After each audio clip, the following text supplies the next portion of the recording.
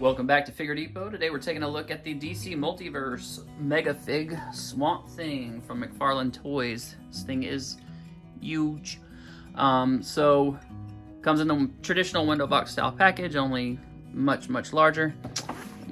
This is officially the largest Mega Fig I think we've gotten so far, and some really cool toy photography on the back there. We got some other images from other figures you can get from McFarlane Toys, and yeah, just the traditional badging and stuff on the sides with the character names. Here we have the barcode.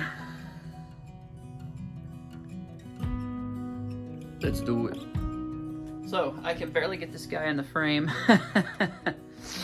on my little side table here. But wow, he is so huge. Awesome figure. We're gonna get some comparisons with some other larger figures from different DC and Marvel lines, just so you can kind of see how he scales with other things that are probably in your collection. But yeah, this thing looks so good. Very cool figure. Lots going on here. Mine stands fine on its own. I know some people's ball hinges were like super loose, and that's unfortunate, but mine fortunately came in really good shape, and he stands fine on his own. You do of course get the circle disc and the trading card. So but yeah, this thing is so cool. Here's a look at the side and a look at the back. There's so much going on here, and we'll get a closer look at all of that. Man, this is just a beautifully sculpted figure and painted. Got his red eyes in there, looking awesome. And the mouth looks really cool. Classic Swamp Thing style head sculpt. This is the Rebirth Swamp Thing, technically, but you know, just a good generic Swamp Thing. And the foliage on this guy looks really cool. The sculpt on this thing is just stellar, and the paintwork is really good too. The only thing that probably is lacking is he's got these flowers on his back here, and those could probably stand to have a little bit of a paint job applied to them. Yellow or red or whatever color you want. But I'm actually gonna touch mine up and just kind of add that little effect because I think it's gonna look cool. But it's amazing how they can make this look muscular and organic at the same time. Like tree life. Really nice job, McFarlane, on this one. I'm thoroughly impressed. Just insane detail on this thing. Every place you look, there's some new kind of texture, new vines or growth or some kind of plant life. The bottom of the feet are plain, which is good because that helps him stand. Because if they had like some kind of sculpting on them, then they would probably topple over. But everything on this thing just looks awesome, and all the articulation is hidden really well.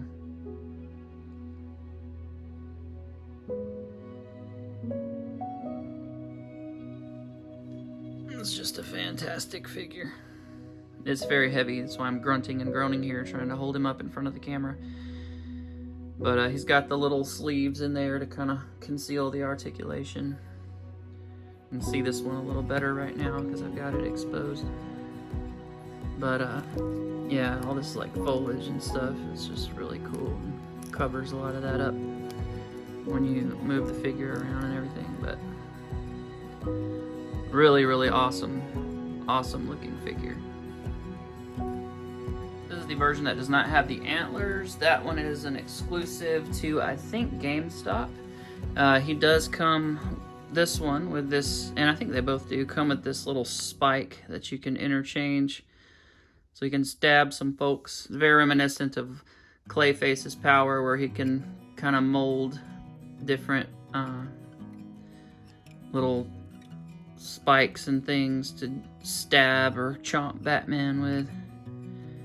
But yeah, a lot of the same great type of detailing on this thing, and it just looks really cool. So I'm going to attempt a articulation breakdown here. So we get the head on a double ball peg, so it can go forward and down. So he can look down, then you can kick it back and make him look up, and he can look up really far, which is really nice.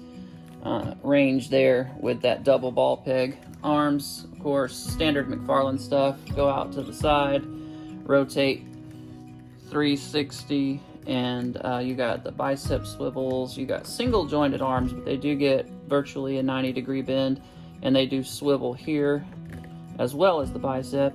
Then we've got the hands on that same little pin swivel with a hinge, I should say. So they'll rock in and out, and they are ratcheted. Then the legs will kick nice and far forward, decent amount back. We do get doubly jointed knee bones.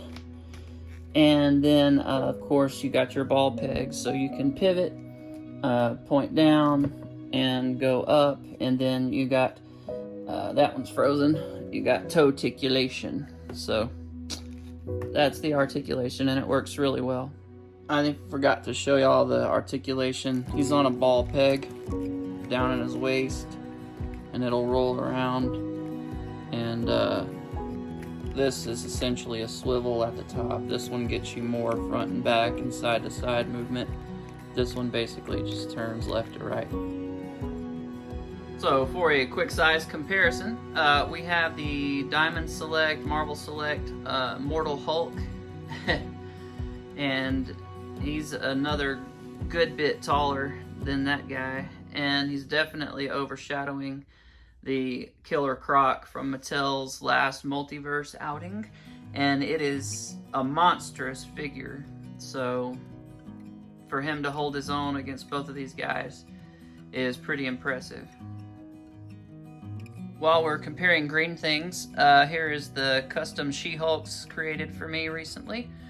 This one this year and that one last year by Christine Sanchez.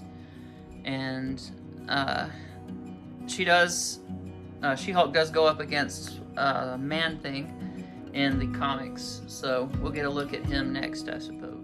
And as promised, here he is with Man-Thing from the Marvel Legends Build-A-Figure wave with the Netflix characters, and then the CW wave, Collect and Connect from Mattel, King Shark, and he is taller than those, of course. They are just as beefy, if not bigger, with this guy, but he definitely has them on height.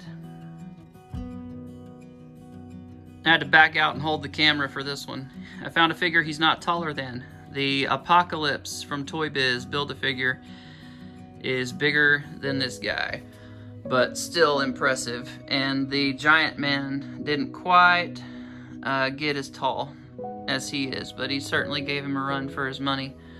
But yeah, so Apocalypse is bigger. Now, if we look at him with some more standard size figures, we have the Hot Pursuit Flash figure from McFarlane, and then we have the Three Jokers Batman, and you can see how he towers over those guys. Here he is with the Three Jokers Batgirl and the McFarlane unmasked Jason Todd Red Hood figure. And here he is with the Year 2 Batman and the Clown Joker from the Three Jokers wave. Final thoughts. I really like both the horned and non-horned version of this character. This, of course, is more classic and most recognizable version of Swamp Thing, and it, you know, the bodies are exactly the same between the two. It's just the head sculpt that's different. So depending on which one you prefer, which look, you know, I would recommend getting either one of those, but I think with either version, you're gonna be happy. I really like this. It looks very cool. And just all the leaves and foliage and, you know, the vines and the multiple different paint shades here. Real nice touch. Is an outstanding job, I think, from start to finish on this guy. So definitely recommend it. Would definitely pick it up. And yeah, thanks Bilal for grabbing this for me and sending it over. I really appreciate it, and just stoked to have this monster in my collection. We'll see you guys next time. Be sure and check out my Instagram.